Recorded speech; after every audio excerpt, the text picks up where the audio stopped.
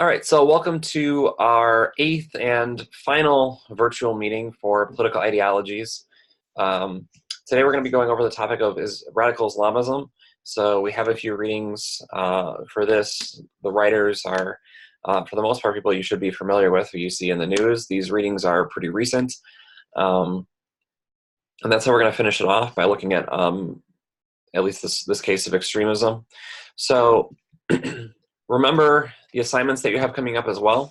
So you have a final discussion board, which is on the topic that we talked about yesterday. Comparing across some of these different ideologies, primarily focusing on that from the Deloria reading. So make sure you do that on a normal schedule. So your post by Saturday, classmate response by Monday midnight. And then we have the final exam, which will be released today in about an hour from now, so 3 p.m. Eastern. So if you're watching this recorded, the final exam is open. Check that. Just go to the module section, scroll all the way down, and you'll see the final exam posted there. You'll see where you submit it. So make sure you do that. That's due next Tuesday by noon. All right, so make sure you complete everything on time. I can't allow any extensions of deadlines, especially for the final. I have a very short timeline in which I have to grade that. So I have to submit grades by next Friday. So you have to submit by Tuesday, and I have to grade all 40 of them and submit grades by Friday. So make sure everything is submitted on time. Also, okay, I just got a question about the fourth discussion. I have not graded the fourth discussion yet. I'm planning to get to that today, tomorrow. So I'll get to that as soon as possible. All right. Okay. Also, remember about the extra credit opportunity that I had mentioned yesterday. So I just got the notification today that the spot surveys are open, so the course evaluations. Make sure that you get to that by next Thursday. So if we have at least 75% of the class submit by next Thursday, everyone in the class will get an extra credit point. All right, so it'll be an extra 1% added to your grade, which may not sound like a lot. But once again, if you have a borderline grade, so if you're at an 89 or 79 or whatever it is, that can make the difference and boost your grade up a half a letter. All right, so make sure that you complete the spot surveys as well through MyFIU. All right, if you have questions as we're going on, feel free to type them in the chat box. But with that, I want to get to the readings for this week. So we're gonna start by looking at the Sayyid Qutb reading. Sayyid Qutb was an Islamist theorist. So he's actually somebody from Egypt who spent quite a bit of time in the United States as an academic. I believe he was at the University of Colorado, and did not like a lot of things that he found within the United States. So he takes a very critical view of the West and Western ideals. And you see that reflected within the text here. Sayyid Qutb is somebody who was an inspiration for a lot of more modern radical Islamism. So Qutb himself was actually, once he returned to Egypt, he was prosecuted for his extremist views, ended up being executed by the Egyptian government, but the writings that he had were the inspiration for groups like Al-Qaeda, all right, and really are foundational to those types of ideologies. So I want to take a look at his piece and look at some particular passages. So if we go to the second paragraph in the introduction, Qutb writes, "Democracy in the Western world has proven so unsuccessful to the point of sterility that it is ironically turning, even if slowly, to Eastern Bloc-type economic systems under the umbrella of socialism. However, the Eastern Bloc has not fared any better. Its social theories, with Marxism in the lead, have attracted large flocks of followers in both the East and West, but Marxism has been defeated at the level of thought to the extent that it is now almost exclusively theoretical and its practical merits have been lost." All right, so what he's doing here. So remember the time period he's writing this. So he's writing this around 1950s or so. We have the Cold War beginning around this time, and Qutb is rejecting both the systems in the West and in the East, saying that a new system, a different system, would be better. And of course, he's arguing for a more Islamist type system. All right, if we go a little bit further on in the text, just if you go down to the next full paragraph, Qutb then writes, "The leadership of Western man is almost at its end, not because Western civilization has become materially poor, or because its military economic might has weakened. Rather, the Western system's supremacy is coming to an end because it does not offer any more life-changing values that allow it to carry a leadership role."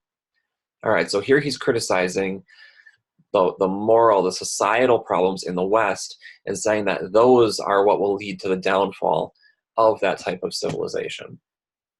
If you go to the very next paragraph, he then writes, there is a need for a kind of leadership that allows for two kinds of things to occur simultaneously.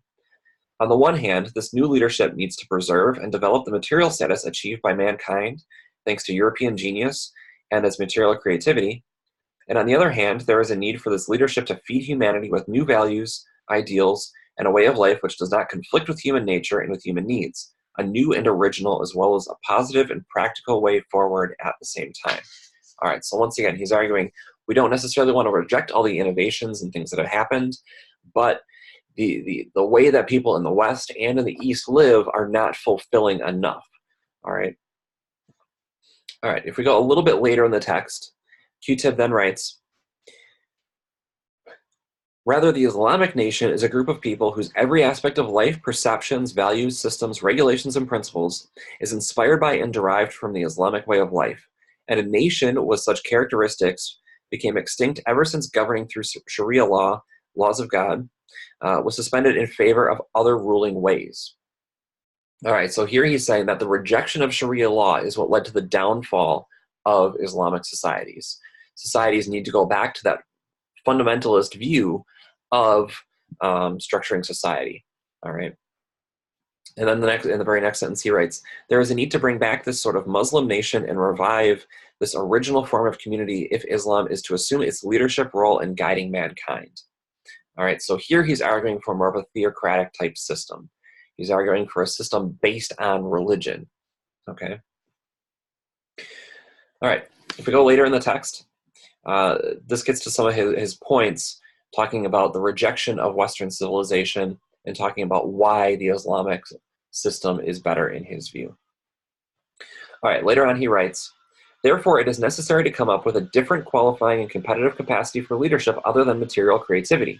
All right, so again, he's criticizing the European system here. He's saying that even though Europe has made these material advances and such, that's not enough for a society to prosper.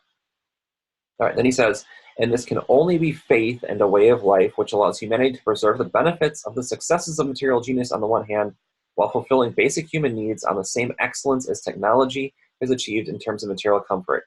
This faith and way of life would then have to materialize in a human society, which is to say, in a Muslim society. All right, so again, he's arguing here for that Islamist system. All right. There's a key distinction that I want you to take note of here between the terms Islamist and Islamism and Islamic.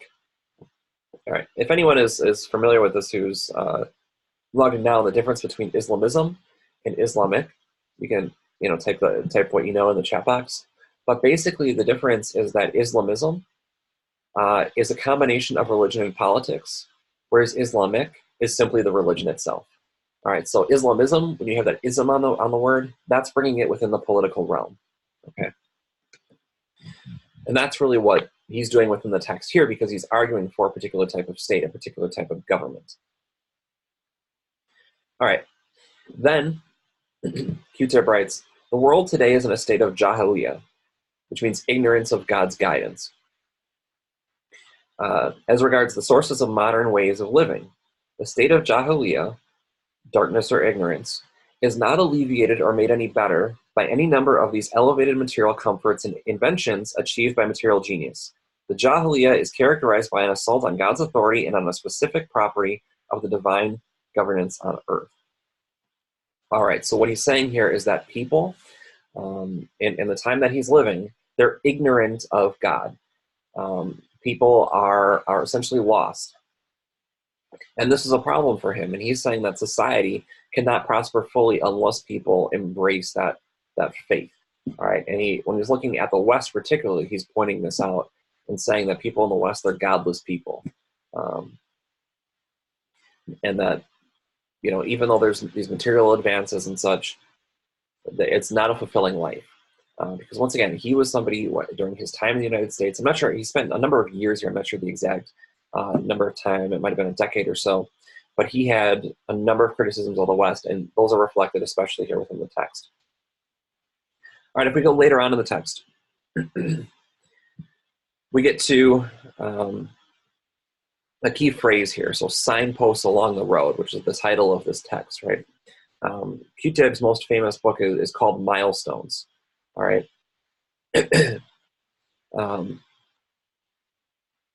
And that's really where this phrase comes from, is within this next quote that I'm about to read. All right, so Q-Tip later writes, there needs to be a vanguard which sets out with a determination for such a revival, and which is to carry on pursuing the path and plowing through this vast ocean of Jahiliyyah, ignorance, darkness, which is spread throughout all corners of the earth. This vanguard is to proceed by remaining isolated from this all-encompassing Jahiliyyah in certain conditions, while simultaneously maintaining some of its ties with its Jahiliyyah and others. As such, this vanguard needs signposts along the road, milestones which help indicate to the vanguard its starting point, the nature of its role, the responsibility of its function, and the ultimate purpose of its long journey. All right, so what he's saying here is that you need these spiritual reminders within society to bring people closer to God. All right, and that's why he's arguing for this more theocratic type system. This system, this Islamist system, which combines the religion with politics. All right, and that's one thing that we see common to the other thinkers that we have for today as well. All of these different thinkers have put this into practice to some extent. So we have the Ayatollah Khomeini, who was the next reading that we have. You know, one of the leaders of the Islamic Revolution in Iran, subscribes to somewhat similar beliefs. I mean, a big difference here is that Q-Tip himself was a Sunni Muslim, Ayatollah Khomeini is a Shia, but still there's that combination of religion and politics, right? And we have the Bin Laden and the Baghdadi readings too. That's something that we see with all these movements. If you look at these the terror groups that you're familiar with, Al-Qaeda, ISIS, that's really what they're doing. They're not simply embracing a religion, they're combining religious elements with politics. Okay. All right, so I want to move on then to the Ayatollah Khomeini reading, which is the next one that you have for today. Ayatollah Khomeini was, as I said, one of the leaders of the Islamic Revolution in Iran in 1979, was a leader of the state until his death in 1989. And this text that you have for today is called The Necessity for Islamic Government. All right, so he's arguing once again for this more theocratic type state. All right, the first paragraph is the first passage that we'll look at as part of this text, where Ayatollah Khomeini writes, "A body of laws alone is not sufficient for society to be reformed. In order for law to ensure the reform and happiness of man, there must be an executive power and an executor. For this reason, God Almighty, in addition to revealing a body of law, has laid down a particular form of government together with executive and administrative institutions." All right, so he's getting to here about the nature of the state. All right, and why an embracement of religion and embracement of God is necessary for the type of system that he envisions. All right, then if we go to the beginning of the third paragraph, Ayatollah Khomeini then writes, "It is self-evident that the necessity for enactment of the law, which necessitated the formation of a government by the Prophet, upon whom be peace, was not confined or restricted to his time, but continues after his departure from this world. According to one of the noble verses from the Quran, the ordinances of Islam are not limited with respect to time or place. They are permanent and must be enacted until the end of time." Okay, so he's arguing here that the principles that society should be guided on are unchanging, that they should be guided on these Islamic principles until the end of time. All right, that's what he's arguing for here in saying that since those things are unchanging, they need to be implemented as part of a sustainable state. All right, a little bit later in the text, he then writes, "It is obvious then how much care Islam devotes to government and the political and economic relations of society, with the goal of creating conditions conducive to the production of morally upright and virtuous human beings." All right, so he's saying here that Islam is necessary within society. It's necessary as part of the state so that people can live upright and virtuous lives. All right, and that's a common thing that we see through a lot of these texts, and those who try to combine the ideas of religion and politics together, is that it makes for better citizens. So there's an interest in having religion in the state because it makes for better citizens, according to that argument. All right, just a little bit later, he then writes, The taxes Islam levies and the form of budget it has established are not merely for the sake of providing subsistence to the poor or feeding the indigent among the descendants of the Prophet. They are also intended to make possible the establishment of a great government and to assure its essential expenditures. All right. So here he's saying that the types of Islamic law that he embraces here, ideas of Sharia law, are things that need to be within society as well because, again, it makes for more virtuous human beings. He's arguing it's better for the citizenry for that to be the case, and that justice comes through texts like the Quran.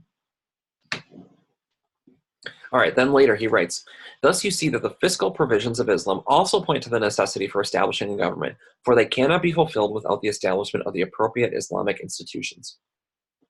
All right, again, he's arguing here for political institutions to be created around these types of viewpoints.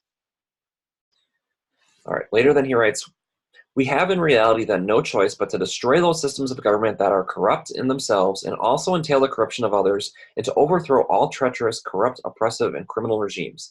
This is a duty that all Muslims must fulfill in every one of the Muslim countries in order to achieve the triumphant political revolution of Islam. So this really gets at the heart of what he's arguing with regards to the Islamic Revolution and the type of state that we see in Iran now. Iran is a country, of course, that we see in the news quite a bit. And the modern state goes back to 1979 with these types of views. And here he's arguing that that type of state, that state that embraces Islamic values, doesn't suffer from the types of corruption and the types of moral struggles that you see within other societies, is really what the Ayatollah is getting at here. And is at the heart of his argument for that theocratic type of state. All right, I lastly want to go to a few passages in the final paragraph of the text, where he writes, in the past, we did not act in concert and unanimity in order to establish proper government and overthrow treacherous and corrupt rulers. Some people were apathetic and reluctant even to discuss the theory of Islamic government, and some went so far as to praise oppressive rulers. All right, that's a key point here as well. Again, he's saying that in the past, many Muslims, many of those of the faith, did not act in concert with one another. And because of that, because they were divided, they weren't strong enough to reject these types of corrupt governments that maybe paid lip service to some of these ideals, but never fully enacted them. And he's arguing that by coming together, by having this revolutionary force, you're able to put together that type of state that's more sustainable and more virtuous. All right, then in the last sentences, he writes, it was our lack of a leader, a guardian, and our lack of institutions of leadership that made all this possible. We need righteous and proper organs of government. That much is self-evident. And of course, he's pointing to himself. He's pointing to other leaders of the Islamic Revolution when he's saying that they need a leader, right? And he obviously was that leader for some time within Iran. All right. So that basically sums up the Ayatollah reading.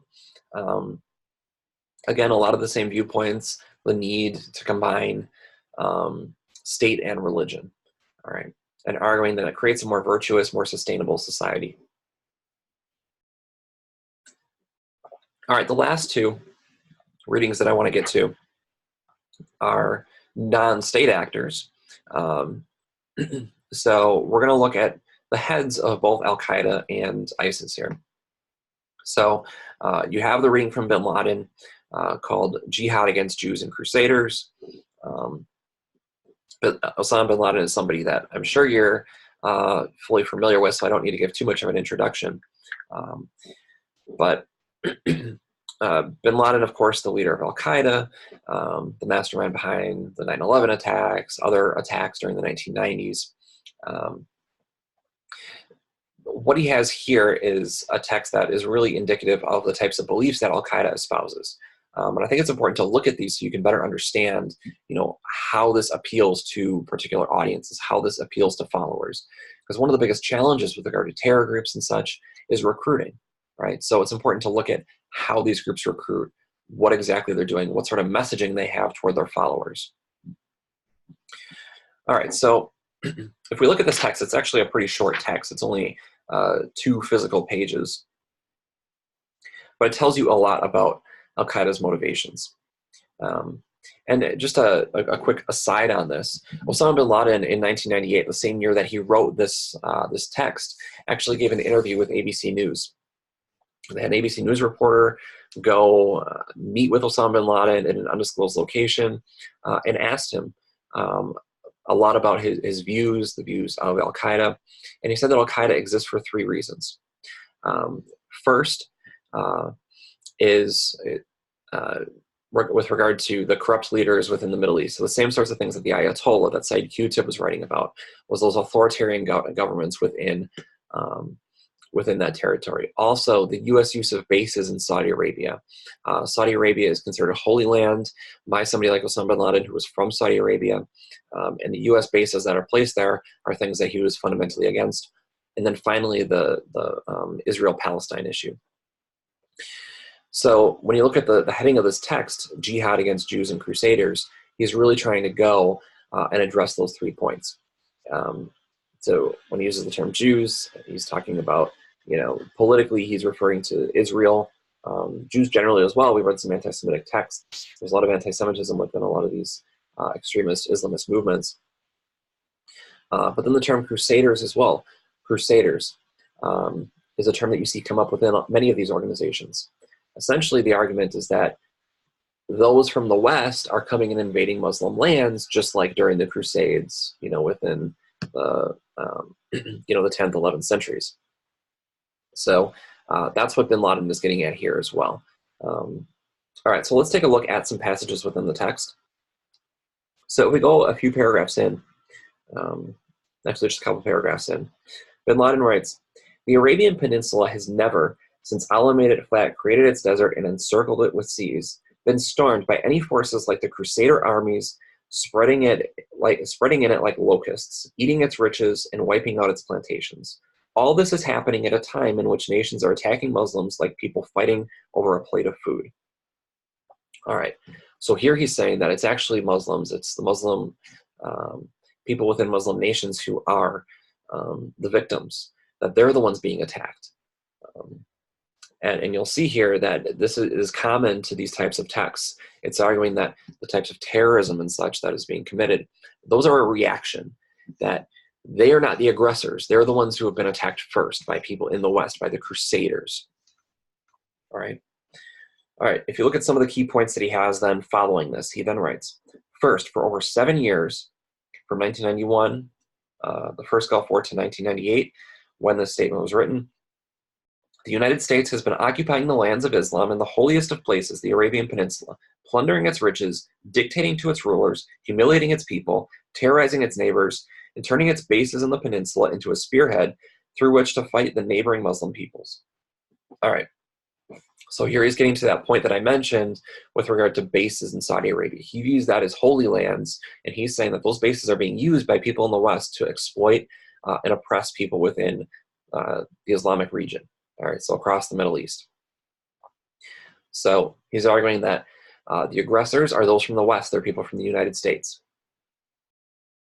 All right, the second point he makes then. Second, despite the great devastation inflicted on the Iraqi people by the Crusader Zionist alliance, and despite the huge number of those killed, which has exceeded 1 million, despite all this, the Americans are once again trying to repeat the horrific massacres as though they are not content with the protracted blockade imposed after the ferocious war or the fragmentation and devastation.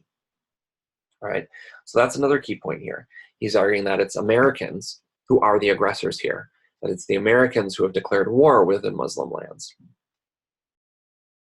The third point.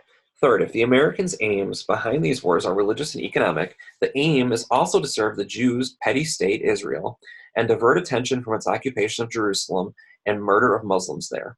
The best proof of this is their eagerness to destroy Iraq, the strongest neighboring Arab state, and their endeavor to fragment all of the states of the region, such as Iraq, Saudi Arabia, Egypt, and Sudan, into paper statelets, and through their disunion and weakness to guarantee Israel's survival and the continuation of the brutal crusade occupation of the peninsula.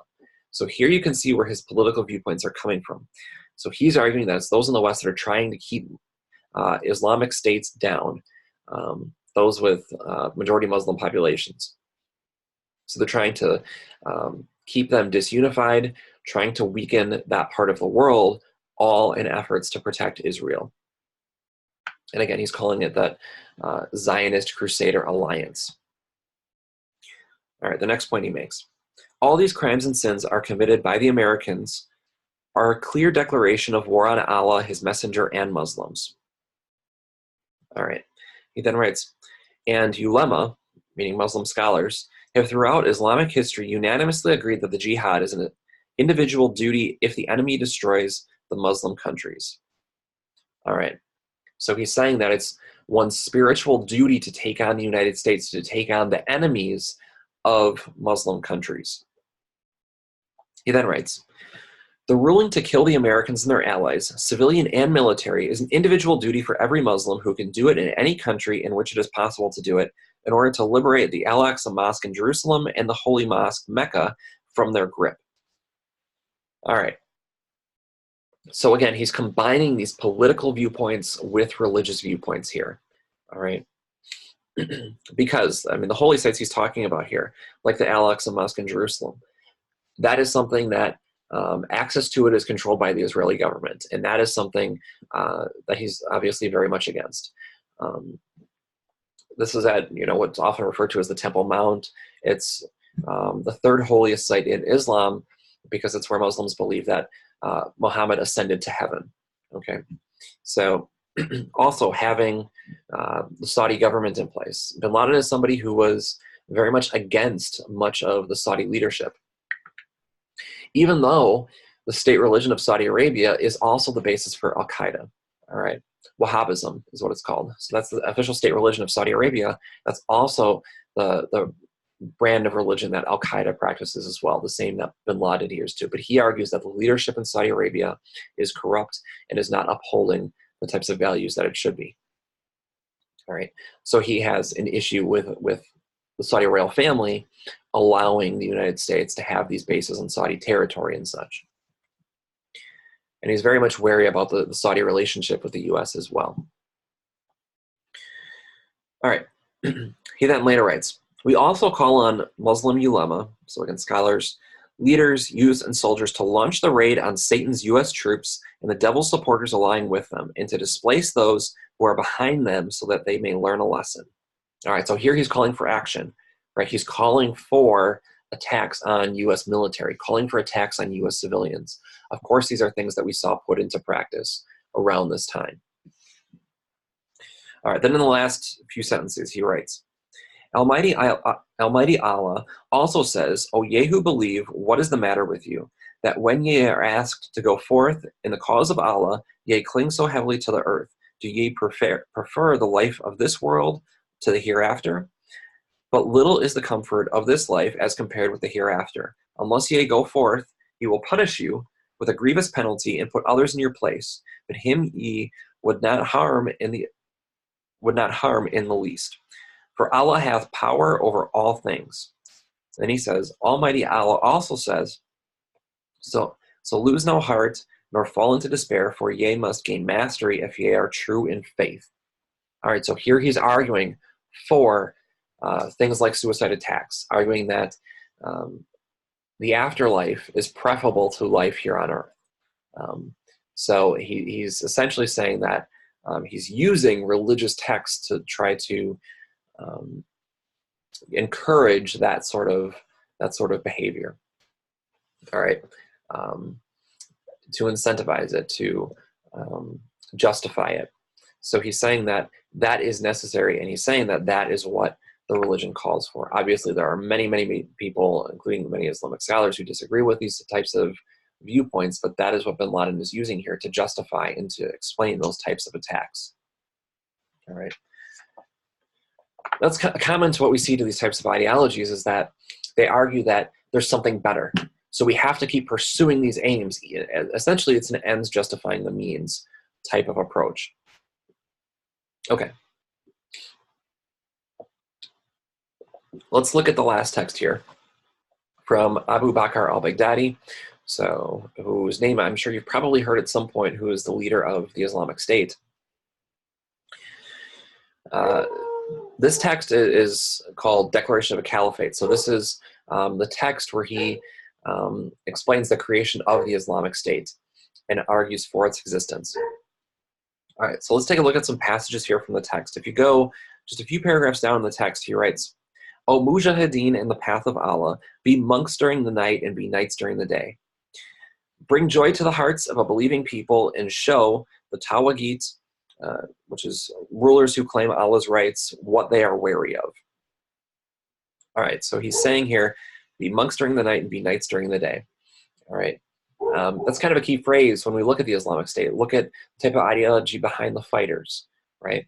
They have this noble state, but that they're fighting for it, that they're willing to take up arms for it. So if we're looking at the target audience for this type of text, many of those who are followers of the group would adhere to these types of sentiments. Because it's important to note that looking at a group like the Islamic State, they have very advanced propaganda, and they do have target audiences. They may be those potential followers in the West, they may be people within the territory of the Islamic State. It's important to look at who they're talking to. And that sort of is explained in a later quote where he writes, so take up arms, O soldiers of the Islamic State, and fight, fight. Beware of becoming deluded and losing strength. Beware, for the dunya has come to you reluctantly. So kick it down, trample it, and leave it behind you. Indeed, what is with Allah is better and more lasting.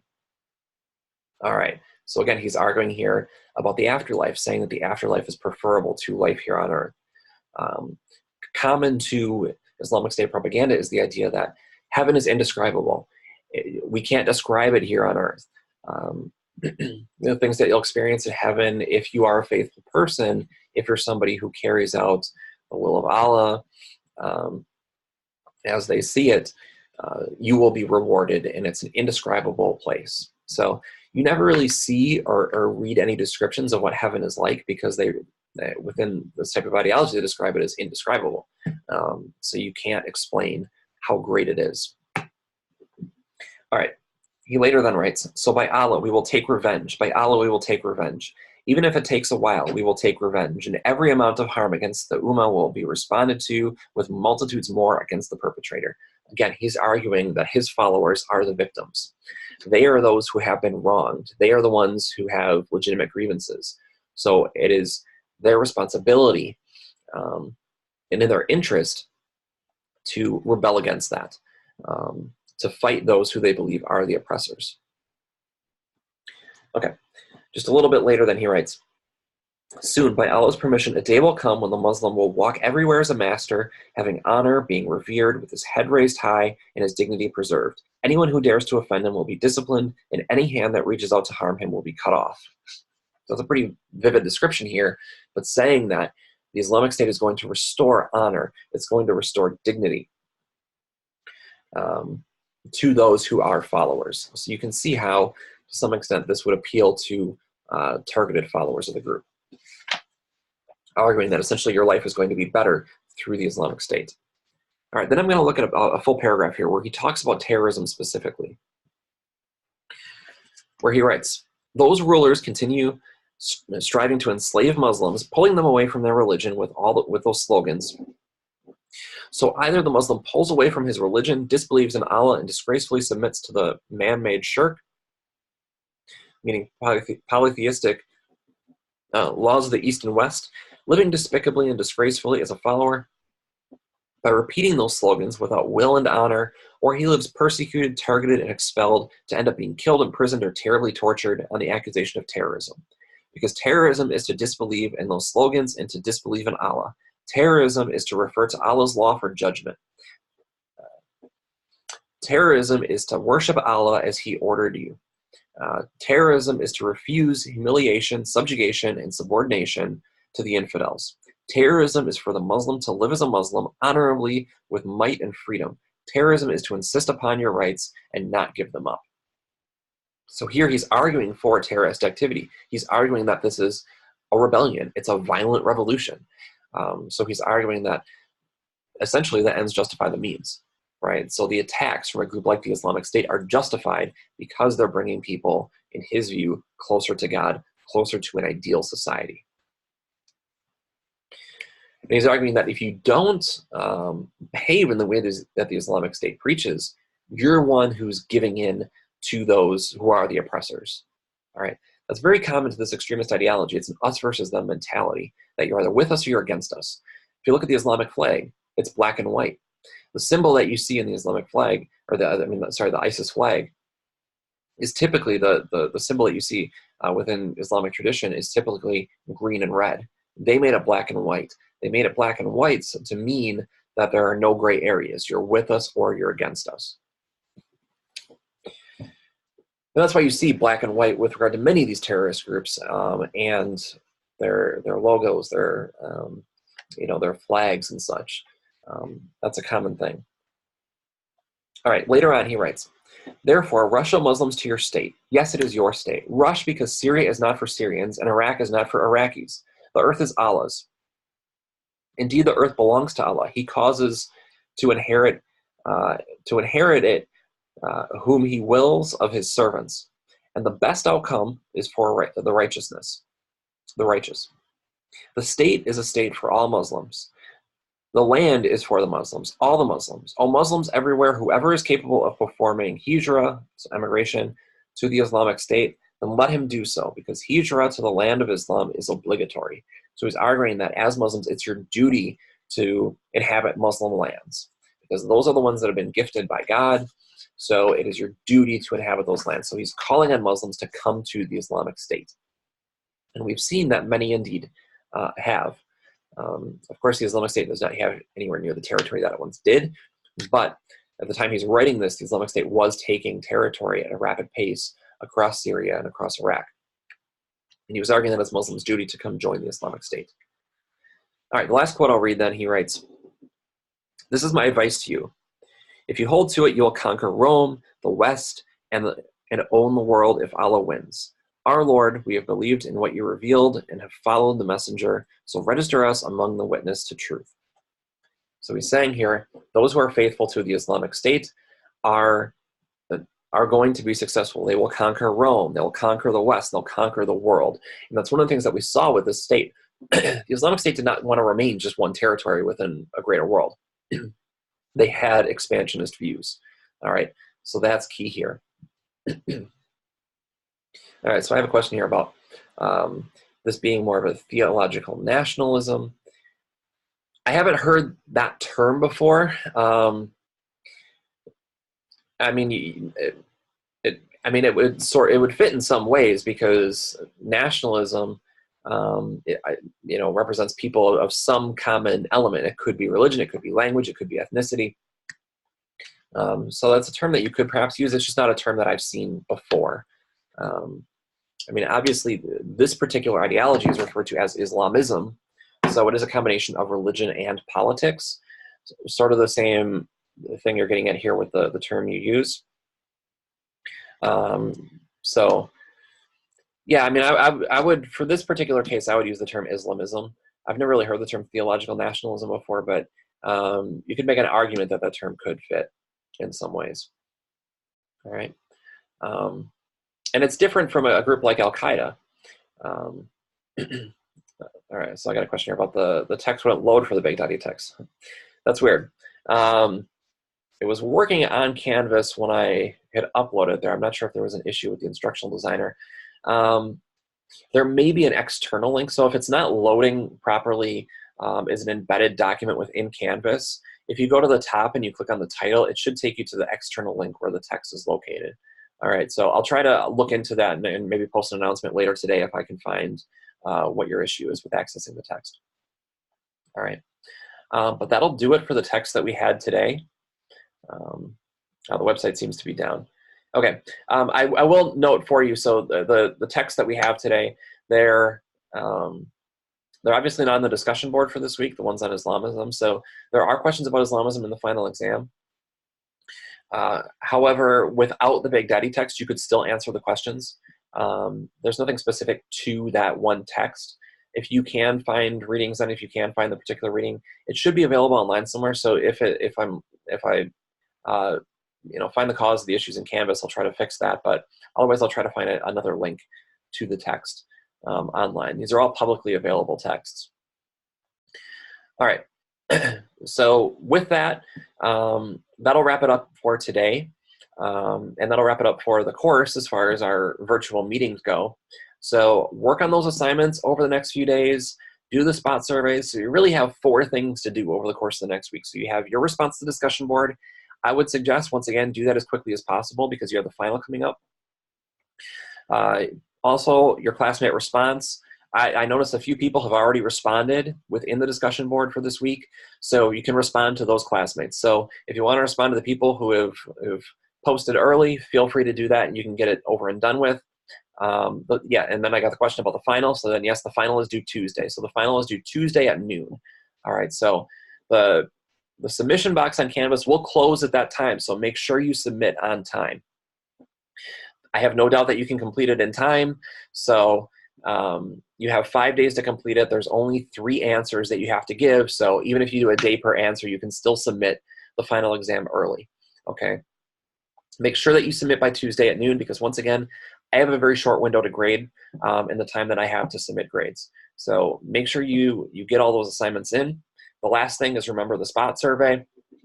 So the course evaluations for the class, that's an extra credit opportunity. So as many of those as we can get in as possible certainly helps. So if we get 75% in by next Thursday at noon, so basically a week from now, everyone in the class will get a bonus point. All right, so make sure that you do that as well. I'll post some announcements in Canvas in the coming days just to remind you of these different things. But with that, those of you who are logged in live, if you have questions, feel free to type them in the chat box. I'll stay logged in just a little bit longer. But other than that, feel free to email me, contact me through Canvas, and we'll leave it there for now. And good luck on the final exam and the remainder of your assignments. All right, so with that, that'll be it for today. And have a good rest of your week and good luck on everything coming up.